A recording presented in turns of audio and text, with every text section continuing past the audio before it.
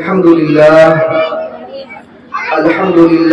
وكفى وسلام على عباده الذين اصطفى اما بعد چین و عرب ہمارا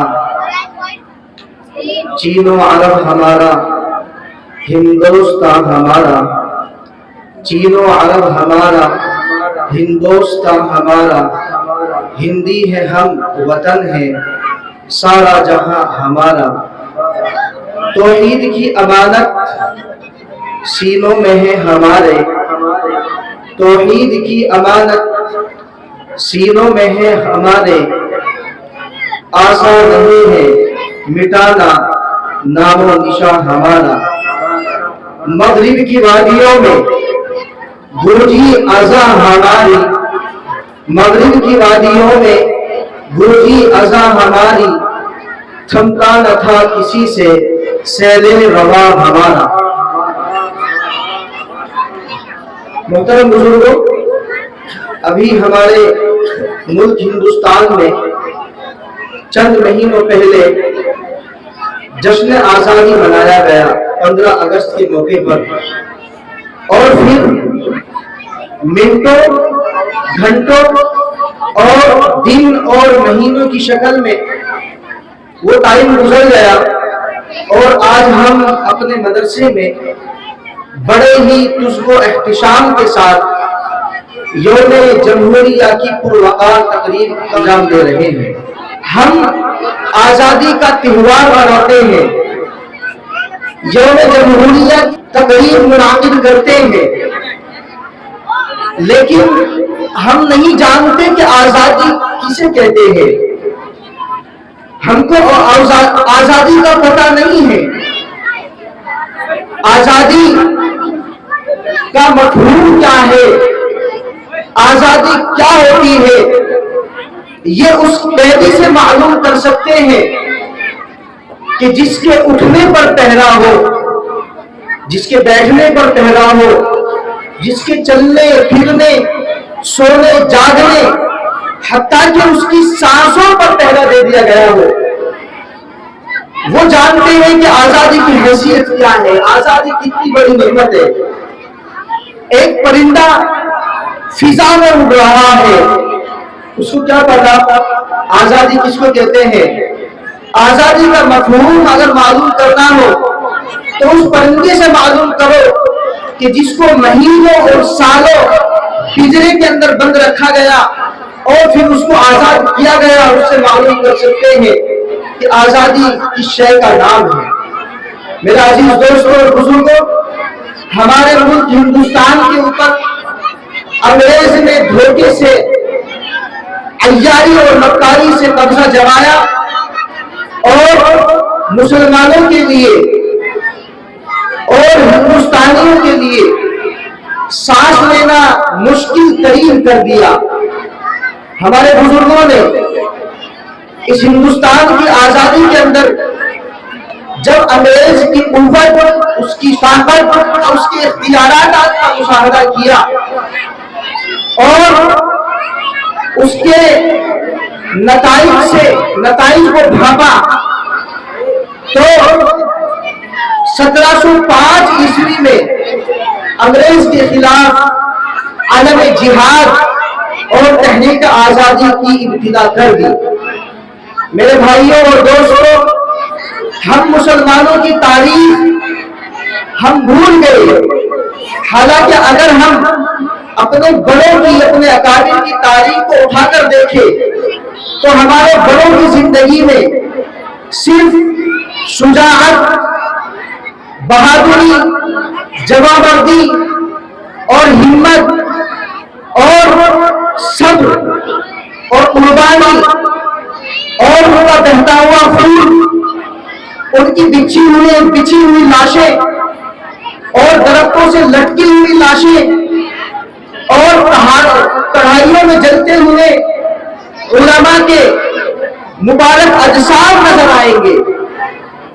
ایک مؤرخ ہے، انگریز مؤرخ، جس کا نام تامسن ہے، اس نے تاریخ کی کتابوں میں یہ بات لکھی ہے کہ ایک مرتبہ میں دہلی کے مشہور علاقے چاندنی چوک میں وہ گھوم رہا تھا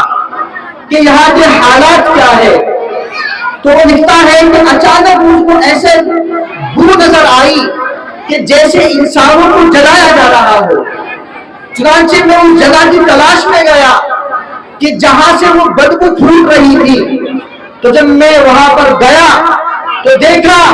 کہ علماء کرام اپنے سروں پر پگڑیاں باندھے ہوئے اور اپنے چہروں پر داڑیاں سجائے ہوئے انگریز کے سامنے کھڑے ہوئے ہیں۔ انگریز ان سے کہتا ہے ہمارے خلاف جو تم نے بغاوت کا جھنڈا اٹھایا ہے یا تو اس کو نیچے کر دو یا جلنے کے لیے تیار ہو جاؤ۔ چنانچہ تامسن لکھتا ہے کہ میں نے اس منظر کو دیکھا کہ ان کو اختیارات دیے جا رہے ہیں کہ تم ہمارے لیے ہماری فوج میں بھرتی ہونے کا جائز فتویٰ دے دو کہ یہاں کی عوام فوج کے اندر بھرتی ہو جائے، ہمارا ساتھ دے، ہم سب مل کر اس ملک کو چلائیں گے۔ لیکن علماء کرام کی ہمت، جوانمردی اور ان کی قربانی پر قربان ہو جائے کہ انہوں نے اپنے دوستوں کو اپنے سامنے گرم گرم تیل کے اندر پکنا قبول کیا، لیکن انہوں نے انگریز کے سامنے اپنی گردن نہیں جھکائی۔ چنانچہ تامسن وہ انگریز مؤرخ ہے کہ جس نے انگریزی زبان کے اندر ہندوستان کے اس زمانے کی تاریخ نوٹ کی ہے کہ جس زمانے میں انگریز کے خلاف علماء نے اپنے علماء کرام تحریک آزادی کو شروع کیے ہوئے تھے۔ وہ لکھتا ہے کہ میری نظروں میں تقریباً 2 لاکھ مسلمانوں نے اپنی جان کے نذرانے پیش کیے اور تقریباً ان میں 50,000 علماء کرام ایسے تھے کہ جو عالم تھے، حافظ تھے، قاری تھے۔ مؤرخ لکھتا ہے کہ میں نے ہندوستان کے دورے شروع کر دیے، چاندنی چوک سے لے کر آج پاکستان کے اندر جو خیبر پختونخوا ہے وہاں تک روڈ کے اوپر جتنے بھی درخت تھے، جتنے پیڑ تھے، کوئی درخت ایسا نہیں تھا جس درخت کے اوپر علماء کرام کی گردن نہ لٹکی ہوئی۔ یہ تھے ہمارے اکابر، یہ تھے ہمارے علماء کہ جنہوں نے اس ملک کی محبت میں انگریز سے لوہا لیا اور جب تک پیچھے نہیں ہٹے جب تک انگریز بھیڑیا اس دیش سے نہیں چلا گیا۔ اس کے بعد ہندوستان کو آزادی ملی اور 1948 کا موقع آیا۔ بھیم راؤ امبیڈکر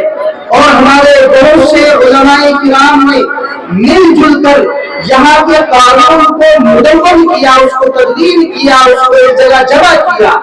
اور اس کے اندر ہر شہری کو برابری کا حقوق دیا گیا، چاہے وہ مسلمان ہو، چاہے وہ دلت ہو، چاہے وہ بہادر، چاہے وہ ٹھاکر ہو، چاہے وہ جاٹ ہو، کسی بھی دھرم سے، کسی بھی برادری سے اس کا تعلق ہو، ہر ایک کو اس کو مکمل آزادی ملے گی، اس کو جینے کا حق دیا جائے گا۔ ہر ایک مذہب کے ماننے والے انسان کو اس کے مذہب پر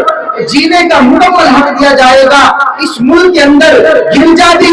محفوظ ہوں گے، اس ملک کے اندر مسجدیں بھی محفوظ ہوگی، اس ملک کے اندر مندر بھی محفوظ ہوں گے اور چرچ بھی محفوظ ہوں گے۔ لیکن جب سے اس ہندوستان کے اندر وہ لوگ اقتدار پر قابض ہوئے ہیں کہ جن کے نزدیک صرف اپنا پیٹ بھرنا اور اپنی تجوریاں بھرنا ہی سب کچھ ہے، انہوں نے نفرت کی آگ اس دیش میں لگائی اور اس دیش کو بانٹنے کی کوشش کی اور انہوں نے وہ نعرے دیے کہ جس کی وجہ سے مسلمانوں کے حقوق تلف کیے گئے۔ کہیں CAA کے نام پر مسلمانوں کو ذلیل کرنے کی کوشش کی اور ان سے شہریت چھیننے کی کوشش کی، کہیں NRC کے نام پر اور کہیں طلاق ثلاثہ کے بل پر نہ جانے کون سے بل یہاں مسلمانوں کے خلاف لائے گئے۔ یاد رکھو جو طاقت آج ان کے پاس ہے یہ اللہ رب العزت کی عطا کرتا ایک چیز ہے جو اللہ نے ان کو دی ہے، لیکن یہ طاقت، یہ حکومت اور یہ قوت یہ انسان کے پاس ہمیشہ نہیں رہتی۔ ہمیشہ وہ حکومت کامیاب ہوتی ہے کہ جو حکومت انصاف کا دامن اپنے ہاتھوں سے نہیں چھوڑتی۔ جیسے مسلمانوں نے 800 سال تک یہاں پر حکومت کی اور اس انصاف کے دامن کو اپنے ہاتھوں سے نہیں چھوڑا۔ یاد رکھو، اگر یہاں کی حکومت صاحب اقتدار لوگ ظلم کو اپنے ہاتھ سے نہیں چھوڑیں گے اور ظلم کے ساتھ حکومت کرنے کی کوشش کریں گے تو انشاءاللہ آج بھی حافظ ظاہر شہید رحمت اللہ علیہ کے نام لیوا اسی ہندوستان کے اندر موجود ہے۔ آج بھی مولانا قاسم نانوتوی رحمت اللہ علیہ کے نام لیوا داڑھی اور پگڑی والے اس ہندوستان کے اندر موجود ہیں۔ انشاءاللہ العزیز اگر زیادہ بکواس کی گئی تو انشاءاللہ یہ زبان بھی کھینچی جائے گی، یہ اقتدار بھی چھینا جائے گا، اور یہاں پر امن و سلامتی کا ایسا قانون لاگو کیا جائے گا کہ ہر ایک انسان کو یہاں پر انصاف کے ساتھ اس کا حقوق دیا جائے گا۔ اللہ تعالیٰ ہم سب کو اپنے دیش کے ساتھ، اپنے ملک کے ساتھ، وفاداری کے ساتھ، محبت کے ساتھ زندہ رہنے کی توفیق عطا فرمائے۔ وما علینا الا البلاغ۔ ماشاءاللہ۔